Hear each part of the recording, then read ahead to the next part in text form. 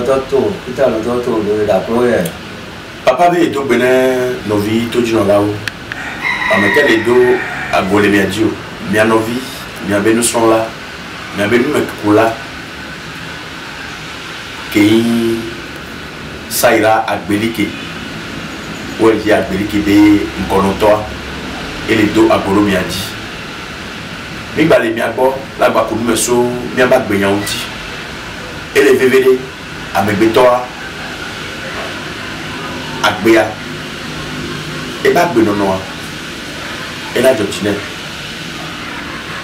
e o yan megbetoa o dro yan fiki o soa ke ngba o yan fiki o le ya no mi si fiki o soa no so mo di mondia o la bumu no bumu ade fiki o la patro va yo o ngba yan o mi fiki so o mi fiki ne o so ya le fufile o ka megbetoa lo ati si loko e do yan ko ikumo binya e agbelike ya mi kuna no fufufufu so kudo amegbeto be nyamti mi abe dolele gedeo mi abe no ha me gedeo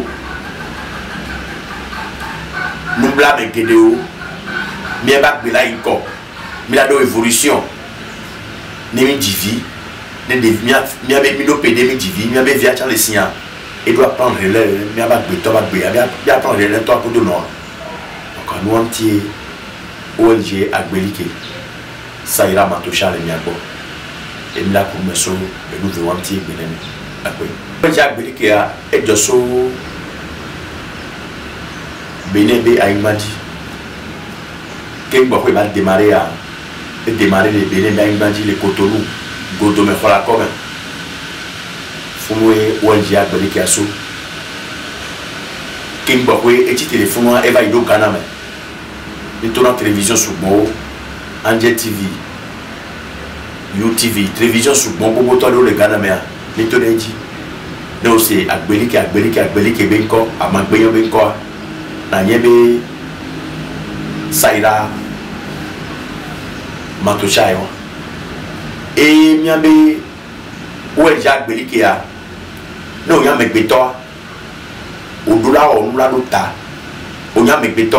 Que toi pour nous jiwa au tcha ora do incorde la imagi que pour la trombe de na beado viviti do on va OLG agbelike boa mila ko nous ça pas boanti mila geno lu romeno agbeke do viviti do a on la porte na pas boa donner les généolé mais donner les la imagi fidèle on la couler donner les wameo faut eso kudo ameke ne olakpo doyoto ke olakpo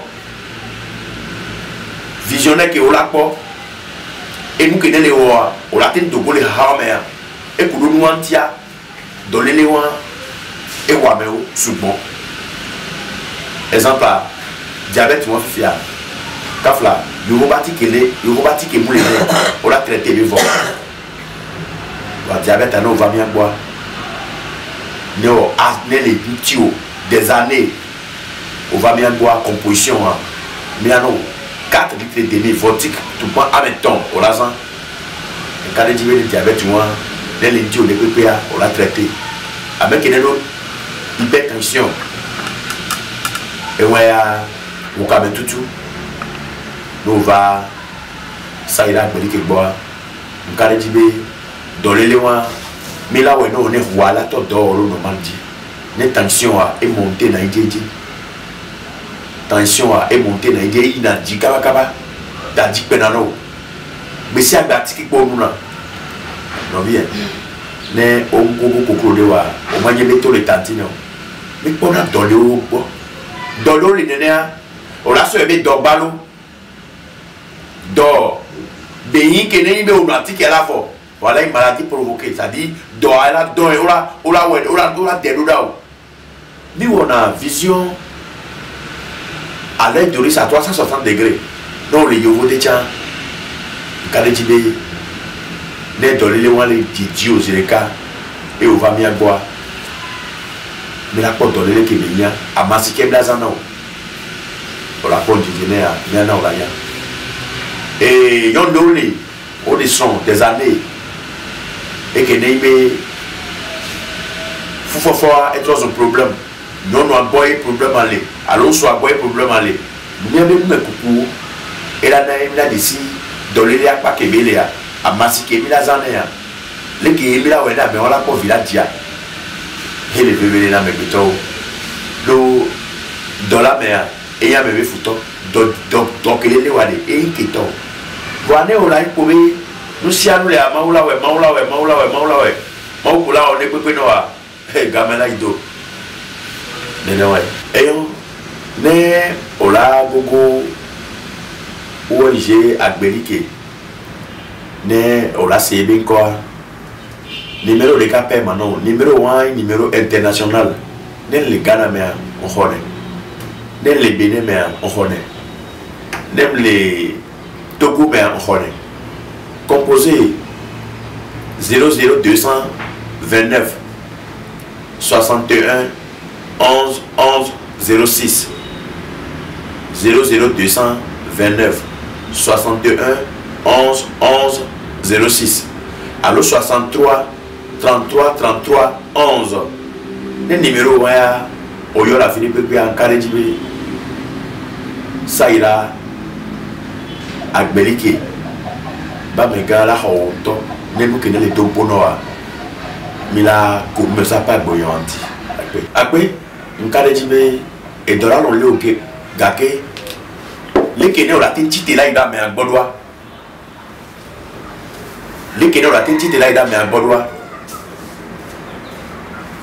o matin pomo alo soir et la djan alo le dole le amen titi gloa mi on a vision Chiomaxi alors vision à l'aide de risque à 360 degrés vision à que mi on est non les yovodia même besoin la pour quelque chose des photos là alors pour moi couteau nom et prénom le jour de naissance si bien lundi ou du mardi ou du allé dernier la soeur Noda avec 21 000 pour la vision à l'œil du risque.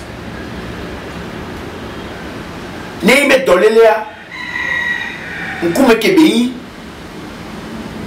beto azeme, amero le fifidien, au dieu l'Afrique à Baïmadi, au va être au DBO, n'dieu le famille mais c'est comment t'es donc bono ao, azéa les rada bei, non la fille peut non le koumédiana zéla dieu la quoi parce que pour m'aider mes osso, dès qu'on aime mes osso, a fidéo et osso, non pédé au diolé, aïmadi pour le tollé.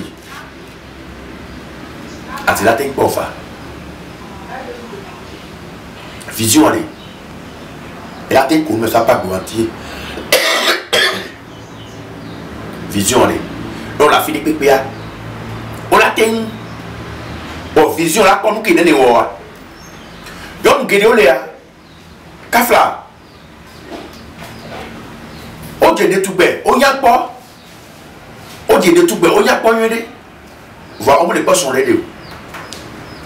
Au moyen que tout le défaut de l'homme vision si au maxi il que mi bionale mi bonale ne mi kunu mi po passer pour me ne nous que ne tombe pour nous bon on va dans un couteau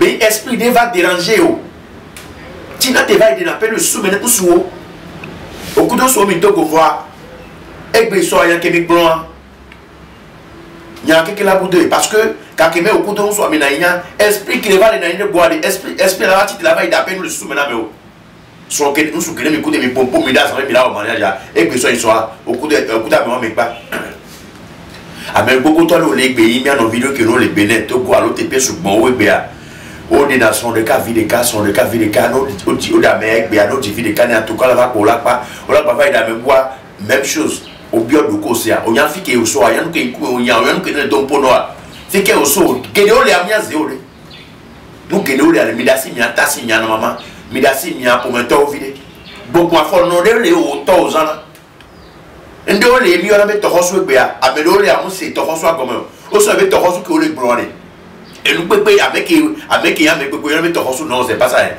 au temps faut les au temps non les la et à toi nous peut bien en fort comme non on doit faire des déroulés à pas gobe ne on les dit à la trois nous peut on met toxo parce que des viacs bébé vibéi et de la vague voir au bombé gamin pas sur l'oreille des défis avec fou et la terre va naï et la terre va courir grand la bébé non sol et la terre va mourir dans la bébé non sol nous va ça il a belé qui boit nous me coco et nous la coupe nous allons voir nous la coco nous la bon nous sommes la photo vous doit la soumoyer nous qui billet et bidola et qui la signe un dollar net avec du coup les photos bon la tombe béné photo à sans fa ou soit fa au café le cas à fa la tête sans fa vous que va du coup le fa d'aller bien quoi fa d'avoir le vote qui brava moi qui dit que tout qui me va deux belles talons au monde dia nous qui a mes béton là immédiatement les mains on va c'est pour maintenant vision chez Omansi qui est à l'œil de risque mi kana nous pona mes béton va gbemer nous c'est nous qui a mes béton là yama on doit passer pour maintenant décide ko yan que ko moya on doit décider qu'il est au sous qu'il boit la fille qui est au lit à quoi ne doute chaka no au kona million à l'ouvert dans la gasse moi voir zéro gagner que dans le maintenant à gamme toi tu gamme tu on en est beaucoup et fait moi bébé là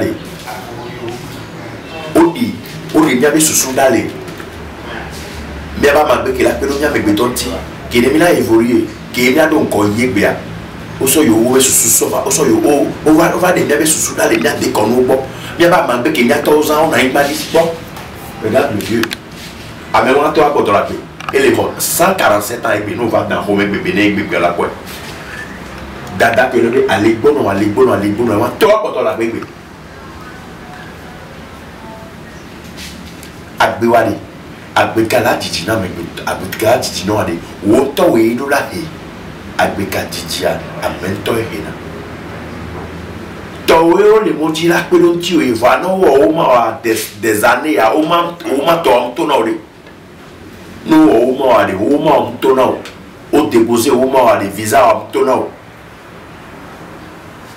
vision chez o maxi ya nous on a si pour maintenant voir nous qui mo he no amena po e black bono nous qui n'avons les petits vieux à diable quoi black bono nous qui ne hémoné d'évolution on a mec qui dit mais la pelotille en même temps bon battre do ha même en même temps bon battre do problème mais là mais bien pelotille voilà mais on va gagner des problèmes parce que en même temps qu'il y a pelotille moi bio les questions pour le continue ainsi soit-il ne ou va boire n'en qui n'en pour aller dans aller et dit qu'on la quoi parce que José Kene José a Bemao to hono be José Kene on va le yoy bien convention avec benam sea José on est là maintenant parce que nous qui yo dina nous que José le José dit sea et là on est dono ainsi soit-il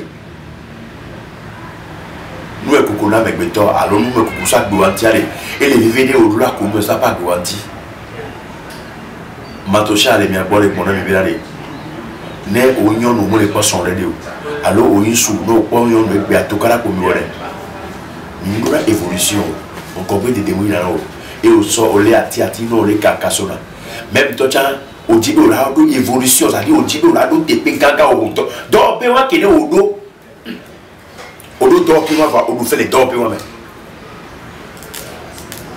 odo do pe avoir les do pe va trop tuer kene o la ba trop do pe bu ba ja baba o gae o va do alors tepe no va do ba va do pe wa ni o yo do ko se bien ni nous quand tu do pe wa ke ndo ali betu vision chez o maxi ke mi bon alors vision à l'œil de risque ke mi bon nous me ko moi o droit ko do skoti et o la ga no ke ku be o nya o droit spécifique o nya do pe wa mo ke ti matin no ma ho même à 5 belé ke fija 5 belé o do abide o le o do à 5 belé o da bi wa 5 belé et là il ba non pour abide o le do le o do jouer aller et là no chance be et là no évolution et là non encore dédé et là non à 6 kg dio et à ton non do à pour le jour voir au mien jour qui dit d'après bazano c'est-à-dire moi on a si pour me voir et bien aller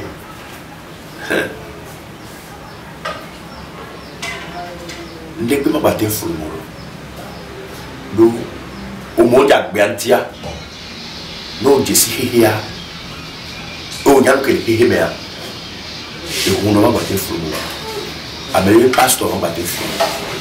Parce que Amagbe qui est là, c'est toi sur les blé. Amagbe qui est là, c'est toi sur les sang. Amagbe qui est là, c'est toi sur les besoins menti. Amagbe qui est trop en passou que sur les besoins menti. On va y trop en passou dans la fide. On va y sortir vous dans la fide quoi me dire qu'on le dit. Amagbe on va contrôler. Kene au yon quand il est fou dans les Amagbe on a des maçons délivrance car tout non. La révolution. Ainsi soit-il. Et frère, il m'a proposé souvent. Et il y avait à mes bétois. Et nous l'avons dit que nous avons fait qu'il y ait des soins. Qu'il y ait fait qu'il y ait des soins. Bien sûr, à mes bétois, et les VVD. Donc, il y a des assis, les tombes, maman, il y a des assis, maman, il y a des assis. Écoutez, maintenant, Dieu, merci. Mais il y a des besoin d'assis. Aussi, avec les vies qui les ont. Ainsi, il y a des gens qui ont parce que nous avons tout demain. Alors, nous avons les quartiers. On a tout, on a tout. On a vu on a vérification à Zéa pour tout, mais ma bien avec Betolo.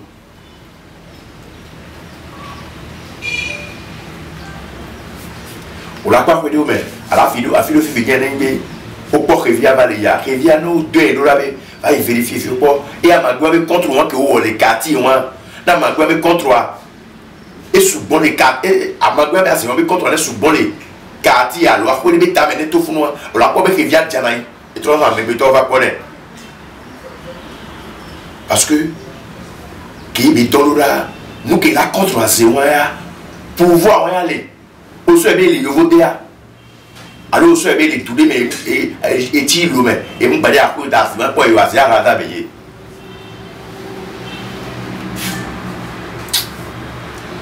Et bien benalé.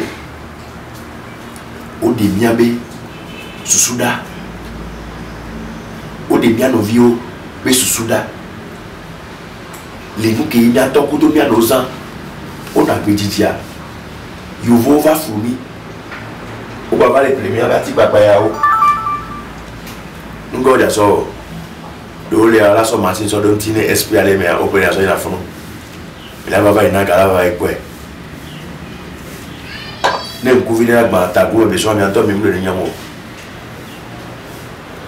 Il entend même le nyamo. Et on a la balade, on a la balade pour on met quoi.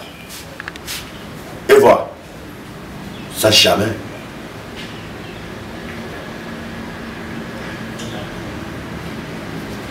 On bien sûr pour la perdre à Nyawanti. On les voter aller des assis pour mes photos sur le nom et prénom. À ça qui bouge aller mardi ou mercredi ou aller. On est non on me dit ça sans bien corps. On non bien corps. Qui a mes améliorés. On s'appelle l'outil. Point. Vous connaissez les ressources du même après. Les mis là aux visions qui est mieux vision nocturne. Mais on s'appelle 41 000. Donc, mais quoi, bien sûr, ça va être dans le périvo. Et au ça au cas ciblé qui au ça dans le cas et gamin sur au bout de voir au ça au cas voir. Les mis là-bas ils font là-bas il va s'y mettre. Et bien la vision qui est une vision nocturne Zatotoa les mille à 41 000 parce que nous les mille appelés les mains là il y a là ok amé oui d'aslenti discussion mais là comme ça mais pas bébé yanti et mais là les pays surtout assez allés contrôler les boboli à ma pogo parce que brûle noir avec 2500 alors avec 1000 francs au doigt c'est que brûle noir on a au douveau et va au soir ma voyant on a tout over qu'un bon de maman a vu au tome et on va bien bon et qui n'est pas allé tio alors le nom tiali miami de l'année midora les fait sous les mains battre toi il sentit pédé doigt ne contre ne gela dominer alors contre ne cassienti alors contre ne tout pour ne gela foi mais ne exiger be là bas il sentit qu'il y a on l'a dit amen nous la ce sont composition sont payés mais moi mais donc c'est big guy Zaki, bidonce, big guy blameli. Comment avec quelque chose?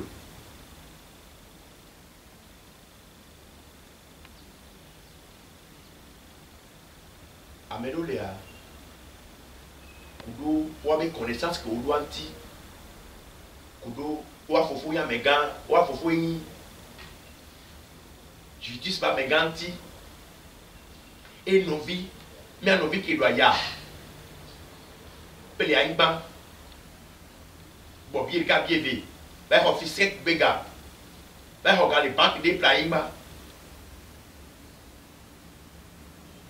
o vai te ter vai ho ngba wa les sikutu tukara e o yebe bi a megane le ji funu ne funu ma te pe o no va gboyan le a ngba le to ko bi o so ga so te be na me gbe la fara so kutu ga kele si atare a me amate pe o si soit-il doit boto le Afrique fia ile nous que nous vient aller ma so pata pa ma so ko et les Togo ba ngbaji et les Ghana ba ngbaji et les Bénin ba ngbaji ne nous que to ali to we Amérique ba te relation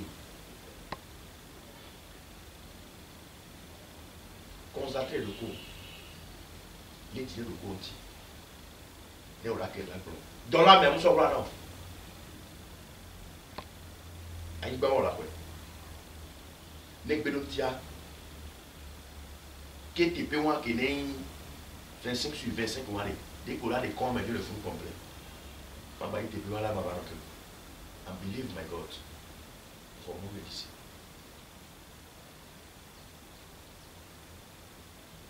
wa me gbe to ke ne ibe Mauno encore peut t'aider Fiosikwe Maudo asiki la meno Vois au chapé on sianois on me les porte à la pas bois o imagine toi mais on le reconnaître bien à Melekia bien mêlé c'est un peu difficile au-delà on me beaucoup ça pas avoir vision chez Maxi à l'œil de l'histoire et là il n'y a pas de mais non à ce bio qui n'est bio et mis là autour tio nous tenons bien un canafao nous en avons dit qui va nous connaître les dons pour nous aller pour la satisfaction non miracle des plantes pas mes gars nous connaissons qu'il m'a et il y a ma bien parce que les débris de la mais que toi tu as imaginé rêve mais du sorte là voilà dream et n'est pas ou vision non ne on me laisser comme moi ma trop choc bien sur le lobby choc bien sur sunday au moins ils amènent un cœur là tu n'as pas dit que au bon amade tout est faux ça dit nous c'est aller normal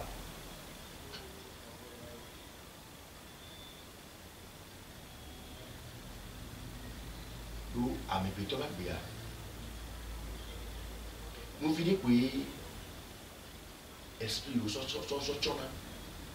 nous finissons pour covana nous au clan à des ainsi on a la mec béton ben comme à la il retrieve à dit le retrieve à tia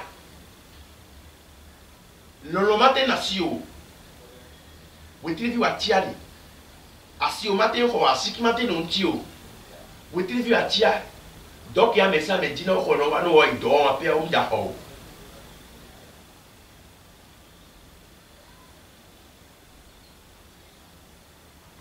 ame pe to ma gbe ya mo be yin o la ko me so enti o la o bi be so kura gbo anti be nu kele le wo nu kele o jolo jinya jojo ben be ya no vi o fu egbe to yo le motiver e jama ba fun e wa ni yan ti te glo na e vision nu ye de be ya me gbe to lawo no du no do po chan wo bio nu aso kuro do ko nti viwe be e vie ya gbe e vi e nya me gbe to ba gbe e gari ame gbe to be go e Mauno kono. Maundo ayaduto. Mau brombe o marotao. Mau brombe ni pe ma dejino. O to chite na ora a obie sur le quanti. Ainsi soit-il. Ameke ma udura higa me biali. Wano bahia me ali. Kokolita ko lato. Adawa orji alawa ayo raji. Alapai. Nyanto ale ki mi négliger nyalo kwedoa. Nous de rémission les mbé de mbé. Parce que nous qui nous là où il y a nous l'été, va au dit à faire sous d'aller. À magbe qui est au coup nos anges. Vision que n'est à belli qui on a. Les dorés qui va boire y a quelqu'un qui m'a cassé tu vois. Là où Dieu soit pour donner les wanti.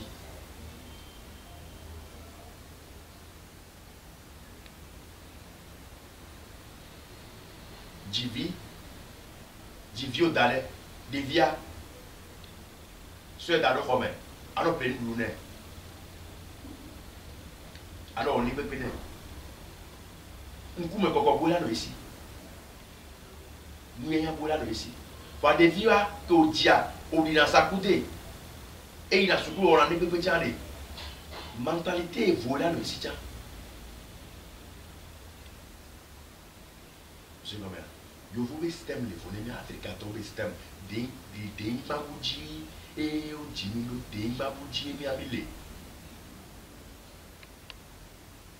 Wendole me oso pour m'aider me oso pour m'aider me au naile et au papale. À ma paye top aux gens qui vont va du temps va les dire au so. No da o da la mango dia le ran gato e so ala patrovado la patrova zéro. Bien nos vidéos les bien mais au Ponaga Galewasi ou Inkato après tout on va zéro et Amélie bien mais c'est quoi il va y play Colombo Benoît 12 je vois l'indication PIB 13 et puis 12 regarde tout fait je vois l'indication PIB va être bien et les biens les mais il n'est pas opéré les mots comme mais il n'est pas opéré les miens comme mais il n'est pas opéré les biova au bien comme titi le conti ou doko comme yan kin kume o nya kin ba ola do do pede kin ba ola même ne famille o la kule va la kule famille antia famille o kene o la kule a kule antia de wo bio so kudu ame wanti ame ola demba. Papa n'a il a dit. Papa n'a il a dit. Asia, Mouya police à ses léolos. Mi papa aussi pour à ses léolos, à ses les défilés plus précis. Kenembe, au dessous d'ado, au mémoire, au mémoire. Et là, toi, moi, je l'ai bleu. On l'a anéanti au complet. Il m'a envoyé à Dassi le moment où nous avons pour qu'il y ait un visionnaire comme nous qui nous pouvons aller. On va trouver personne, on va le faire.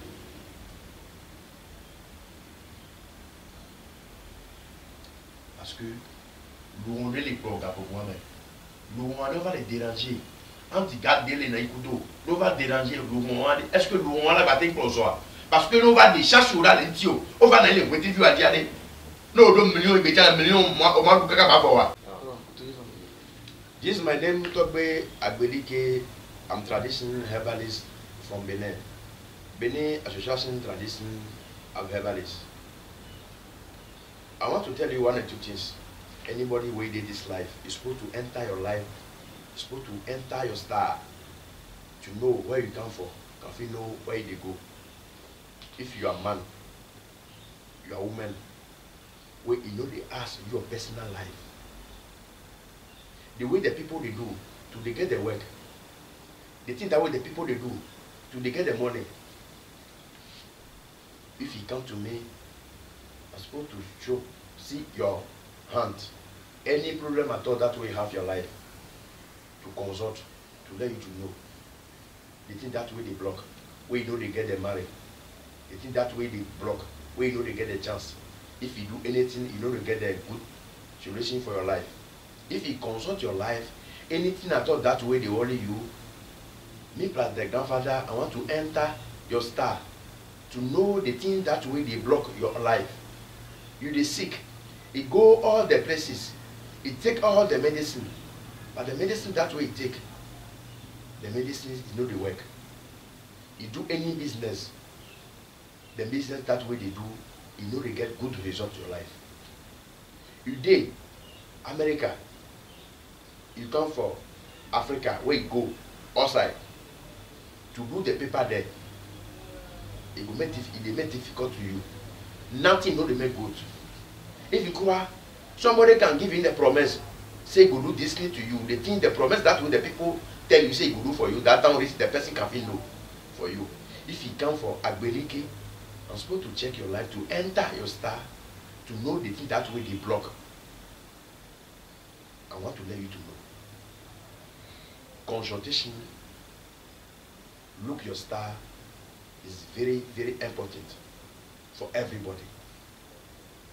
If you know they consult your life, you know if you know the place where you come.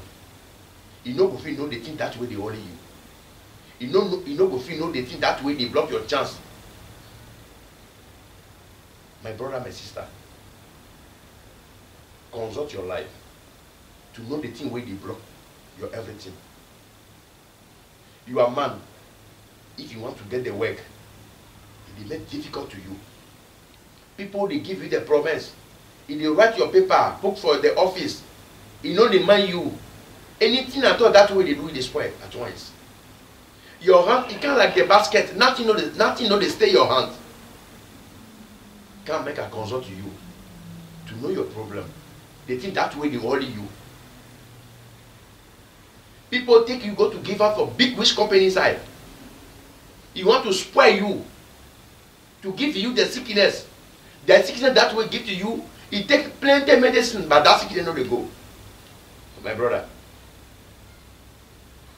21,000 CFA to consult your life, to know the thing that way they worry you. That one is very important.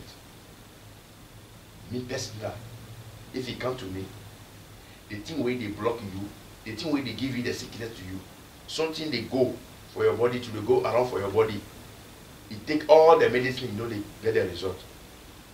Come to me, make her enter your star to see the thing where they worry you, to know, to know the medicine that way can be prepared for you, your problem can be result. If you believe God, believe the herbs. If you believe God, believe the herbs. The herbs is very important. The herbs, if God will do the herbs, you are Muslim, you are Christian, believe the herbs. The herbs, the good things, where you're supposed to enter your star, enter your life to know the place where you come before you can feel know the place where they go. If you don't do that now, nothing will be good for you. It's very, very important. My brother, my sister, take my number to call me. You will see that my number for video talk. My WhatsApp number 00229 61 11 11 06 00229 61 11 11 06. My WhatsApp line. Any problem we have, you know they marry, you know they get the work. You want to travel, but you know they travel. People, they chop your money. Your paper know they come to you. You know they get the chance to marry.